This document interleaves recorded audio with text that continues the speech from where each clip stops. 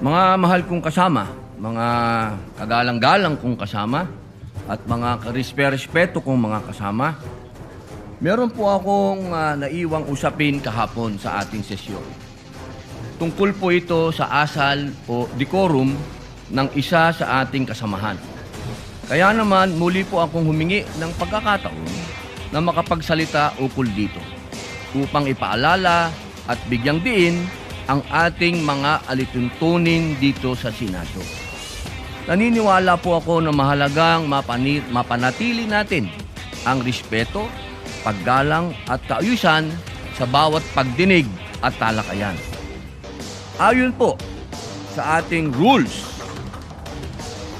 ang sabi po dyan, Section 93, Rule number 34, Unparliamentary Acts and Language.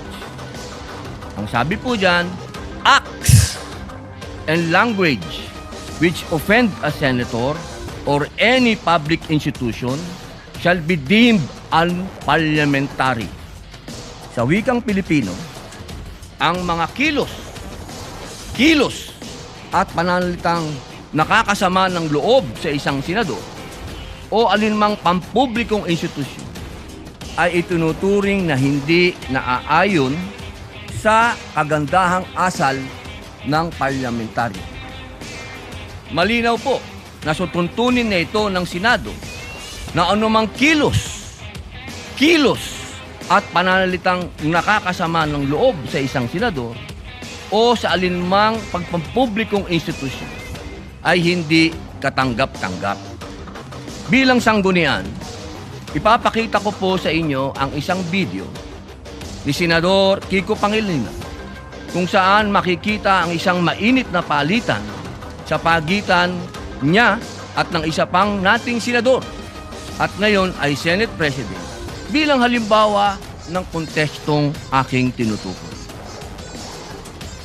Pwede mo ba sabihin sa anak mo, anak, pag mali sila, gumawa ka na rin ng mali. Anak, okay lang mangbastos kasi mas bastos sila eh. Anak, okay lang magbully kasi mas bully sila. Ako, hindi ko sasabihin yon. Ako, sasabihin ko, At di yun ang sinasabi. hindi, yun ang sinasabi mo, Mr. President, and I'm No, not yet Mr. finished. President, Kasi of you course said, tama We si beg to Tariela. disagree, Mr. Mr. President, I'm not yet finished, no? Well, we beg to So, disagree. Mr. President, this is the question. The resolution, Ayun po, nakita po natin na napakagandang halimbawa na ilang beses pong gustong magsalita ni Senator Kiko Pangilinan na hindi dumaan sa tamang procedure na hindi binanggit ang Mr. President. Pumapasok po siya sa usapan, ngunit naging magalang ang Senator Alan Peter Cayetano sa mabuting pananalita. Sinabi po niyang, I'm not finished. Kahapon po, nakita po natin ang pangbubulyaw ng ating kasama. Ang sabi po nila, tayo daw po ay balat sibuyas. Hindi po yan pagiging balat sibuyas. Ito po ay nasa rules of the Senate. At ang sabi din po ng ating dating Senate President na ito daw po ay nangyayari talaga, nagsisigawan.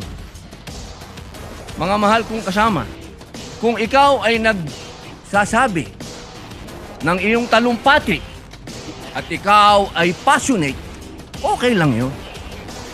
Pero para sigawan mo ang kasama mo, nasaan ang rules of the Senate? Si Ginoong Kiko Pangilinan ng ating senador ay ilang beses na pong senador. Ako po ay neophyte kung tawagin. Napakainam po sana kung pakitaan niya ako ng magandang asal at ipakita sa akin na ganito, iho, ang pagsasabi ng I'm not finished. Hindi yung I have the floor with the burning eyes and the very high voice. Ladies and gentlemen, on record po ito. Nangyari po ito on record sa Senado. Humihingi po siya ng pag-abot ng kamay sa akin, hindi na on record. Paano ko po tatanggapin ng kamay niya? Eh ginawa niya yan on record. Kaya sana po, hinihingi po natin bilang pakikiisa sa aking dasal na siya ay, kung siya talaga ay nais niyang mag-abot ng kamay, on record, sabihin niya mismo sa plenaryo na siya ay nagkamali. Katulad po ng ginawa ni Senator Lacson na tumayo kanina at nagsabing siya ay nagkamali. Hindi po ito usapin ng lalabas tayo sa media at sasabihin mong balat sibuyas ako. E di tapon na natin itong rules of the Senate. Tapon na natin to. Di pa natin pala susundin eh. Mga mahal kong kasama, ang sinasabi ko dito, tanggalin natin yan sa record dahil ayokong mababasa yan ng aking mga anak at apo na ang isang Muslim senator ay sinisigaw-sigawan dito sa plenaryo. Yun lamang po. Maraming salamat po sa binigay niyong pagkakataon. Thank you very much, Senator Robin Padilla. We recognize once again Senator Kiko Pangilinan. Thank you, Mr. President.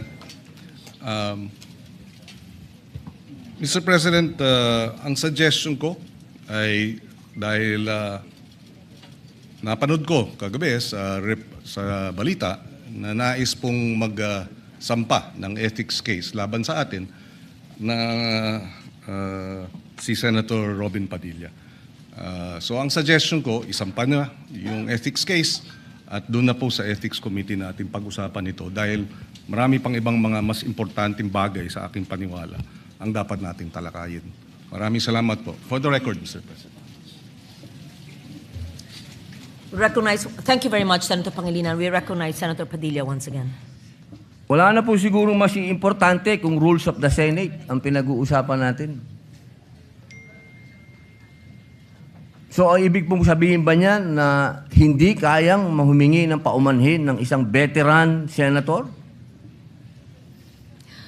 Para sa kanyang pagtaas ng boses? Yun po ba? Nakikita ko po ang matamis ng ngiti ni Senator Kiko Pangilinan. Napakahirap po bang sabihin nun? At kailangan pa natin umabot sa ethics? May I suspend session first?